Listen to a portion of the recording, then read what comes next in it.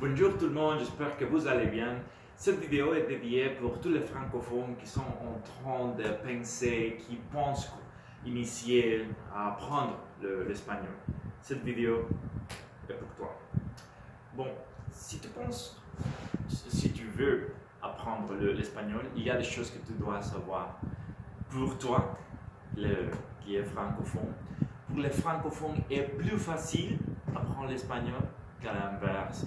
C'est-à-dire que l'espagnol est très facile, est très consistant et tous les sons, tous les voyelles sont plates, c'est-à-dire que c'est très facile à comprendre. Il y a plus d'une vingtaine de pays qui parlent espagnol partout dans le monde. C'est très facile pour nous de communiquer entre nous parce que, comme j'ai dit, c'est totalement difficile de se tromper avec un son. C'est pas pareil, c'est pas comme français. Il n'y a pas de son comme U ou E, pas de choses comme ça. Les voyelles sont plates, sont totalement différents l'un de l'autre. Par exemple, les voyelles sont A, E, I, O, U, tu vois, sont très difficiles, à tromper.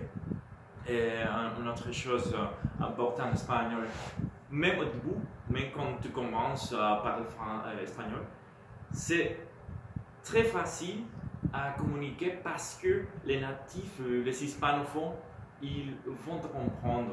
Même si tu ne fais pas la bonne prononciation, ils peuvent savoir ce que tu dis. C'est pas comme français parce que, comme tu sais, il faut bien prononcer en français pour que les autres puissent comprendre.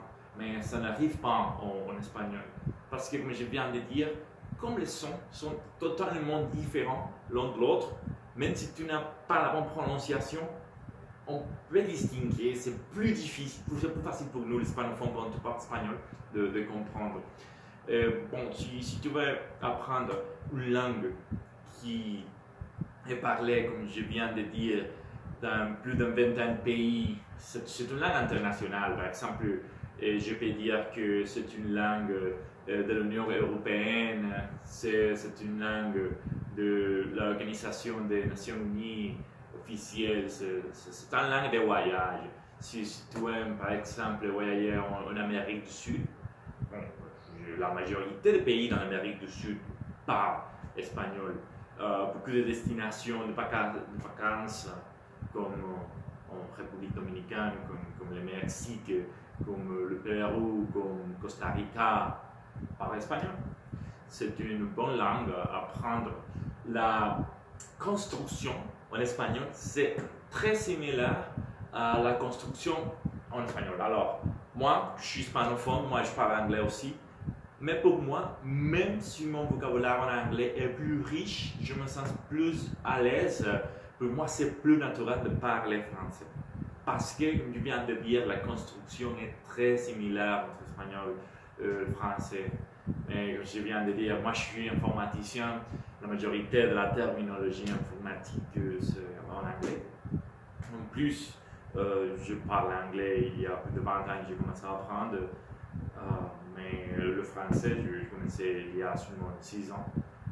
C'est pour ça que mon vocabulaire en anglais est meilleur. Mais bon, maintenant, moi, je vais pratiquer le français le plus possible. Mais bon, c'est ça. C'est ce que je viens de dire. Si tu veux, je fasse d'autres vidéos parlant de l'espagnol, n'importe quoi, laisse-moi savoir dans les commentaires. Merci. À la prochaine.